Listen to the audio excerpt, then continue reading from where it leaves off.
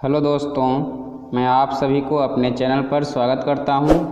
Description link में जाकर आप पूरा वीडियो ज़रूर देखें। प्रेजेंट परफेक्ट टेंस बताने से पहले मैं आप लोगों को सबसे पहले क्रिया के रूप के बारे में आज बात कर लेता हूं। इसमें परफेक्ट टेंस में क्रिया के तीसरा रूप का प्रयोग किया जाता है, इसीलिए ये ध्यान रखना काफ़ी आवश्यक है। तो एक बार इसे ज़रूर देख लें। क्रिया के रूप 1, 2, 3, 4, 5 तक, लेकिन 3 का प्रयोग इसमें होगा पास्ट परफेक्ट टेंस में। तो यहाँ एक बार ज़रूर देख लें, रिपीट कर लें। मैं सबको दिखा दे रहा हूँ, एक बार इसको ज़रूर रिवाइज कर लें। उसके बाद हम परफेक्ट टेंस के नियम और सारे रूल्स के बारे में हम चर्चा करेंगे। प्रेजेंट परफेक्ट टेंस पहले पहचान जान लेते हैं। चुका है, चुकी है, चुके हैं, या है, ई है, ये हैं। तो ये इससे समझना है कि ये प्रेजेंट परफेक्ट टेंस का है। और बनाने के लिए ध्यान में रखना है आई, बी, यू, दे और प्लूरल्स रहे तो हैव का प्रयोग करना है। ही, सी, इट और नाम रहे तो हैज का प्रयोग करना है। एक बार फिर से हम पहचान बता देते हैं। चुका है, चुकी है, चुके हैं, या है, ई है, ये हैं। बनाने के लिए आई, बी, यू, दे और प्लूरल्स रहे तो हैव का प्रयोग करना है। ही, सी, इट और नाम रहे तो हैज का प्रयोग करना है। और हमेशा ध्यान रखना है कि परफेक्ट टेंस में क्रिया का तीसरा रूप का प्रयोग करना है। परफेक्ट टेंस में क्रिया के तीसरा रूप का प्रयोग करना है, या तो प्रेजेंट परफेक्ट हो, या पास्ट परफेक्ट हो, या फ्यूचर परफेक्ट हो। तो मैंने गीत गाया है तो आई के साथ हैव का प्रयोग होगा। और उसके बाद क्रिया का तीसरा रूप सिंग का संग होता है, तो आई हैव संग ए सॉन्ग। वह पटना जा चुकी है तो सी के साथ हैज का प्रयोग होगा। She has gone to Patna.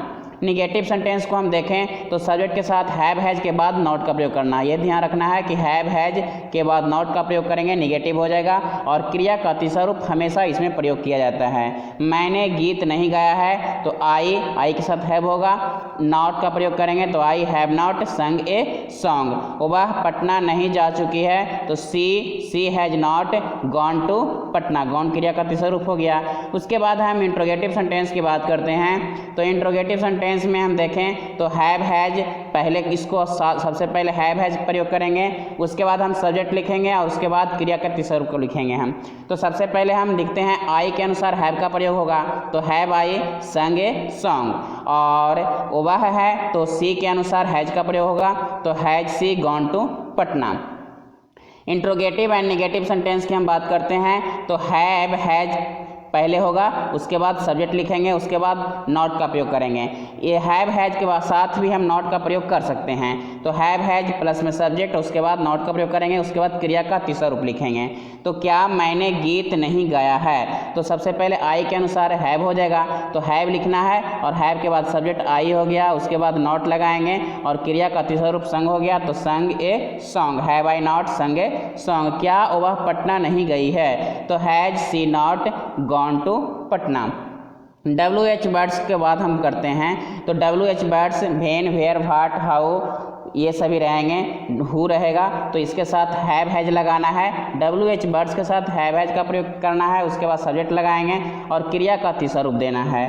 तो राम आम कब खाया है, तो कब के पहले लिखेंगे हम वेन और उसके बाद राम के अनुसार हैज का प्रयोग होगा, तो when has Ram. When has Ram. क्रिया का तीसरा रूप ईटेन हो गया, eat ate eaten, eaten a mango. एक बार क्रिया का तीसरा रूप शुरू वाले पार्ट में जरूर देख लें। वह क्यों पटना क्यों गई है, तो भाई हैज सी हो जाएगा और gone to Patna. WH words साथ में निगेटिव सेंटेंस की हम बात करते हैं तो WH वर्ड्स रहेंगे और निगेटिव सेंटेंस रहेगा। तो उसके लिए हम क्या करेंगे कि WH वर्ड्स के साथ हैव हैज का प्रयोग करेंगे और उसके बाद सब्जेक्ट लगाएंगे और नॉट का प्रयोग करेंगे और इसके बाद क्रिया का तीसरा रूप देंगे। राम आम कैसे नहीं खाया है, तो हाउ हो जाएगा, हाउ के साथ हैज होगा और राम के अनुसार हैज का प्रयोग किया गया है, तो how has Ram not eaten a mango. वह पटना क्यों नहीं गई है, तो भाई हैज सी, हैज का प्रयोग सी के अनुसार हुआ है, तो भाई has she not gone to Patna. एक बार हम देख लें सीन्स और फॉर का प्रयोग। यदि समय लगा हुआ हो तो सीन्स और फॉर का प्रयोग किया जाता है। समय का मतलब है कि रहेगा 4 दिन से, सोमवार से, शनिवार से, रविवार से, जनवरी से, दिवाली से, होली से, या 2 दिन से, 2 वर्षों से रहेगा, तो उसके लिए सीन्स और फॉर का प्रयोग करना है। तो पॉइंट ऑफ टाइम निश्चित समय के लिए सीन्स लगाते हैं और पीरियड ऑफ टाइम अनिश्चित समय के लिए फॉर का प्रयोग करते हैं। उदाहरण के लिए समझते हैं, मॉर्निंग है, मॉर्निंग है, इवनिंग है, नून है, तो इसके साथ सिंस का प्रयोग करेंगे। जनवरी है, फरवरी है, महीना का नाम है, तो इसके लिए सिंस का प्रयोग करेंगे।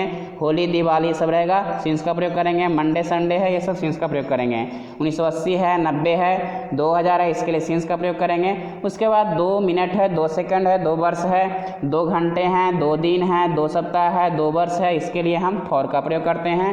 एग्जाम्पल से हम समझते हैं, मैं 4 दिनों से अनुपस्थित हूँ।